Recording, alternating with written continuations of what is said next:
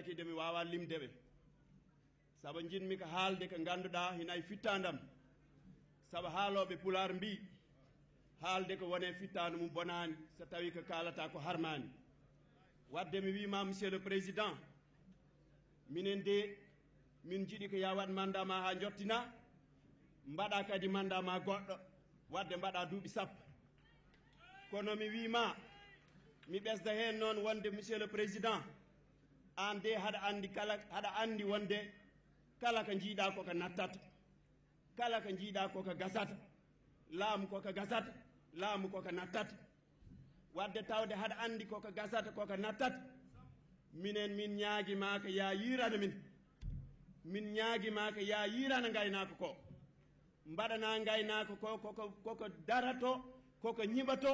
koko wurata tawa sa neɗɗo nattini tawa hayso neɗɗo goɗɗo ari tawa ko daratono ko darima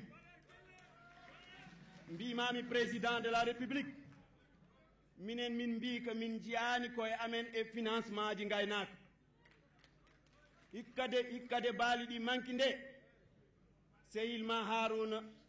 Dia noddi kam wimi député Adama eko cikkuɗa mankini jawɗi ɗi mbimi ɗum min de e sikkam cikkumi mankini jawɗi ɗi ko sika heɓe mbaɗa financé ɓe mbaɗata financé tan koye jawɗi sika weeri temedde 5 millions taske ɓaddima weeri temedde 5 millions ɓe jaahi ɓe coodi jawɗi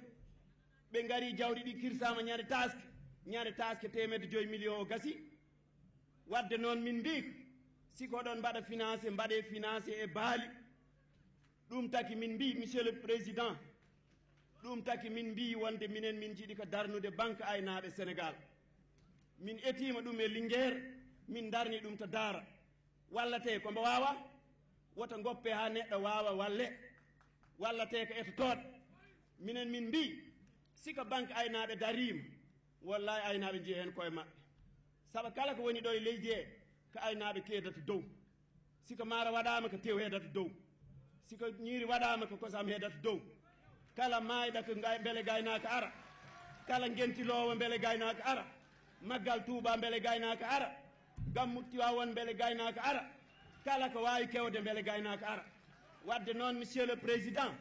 minen min mbi ko min jiiɗi ko banque uji daro e nder Sénégal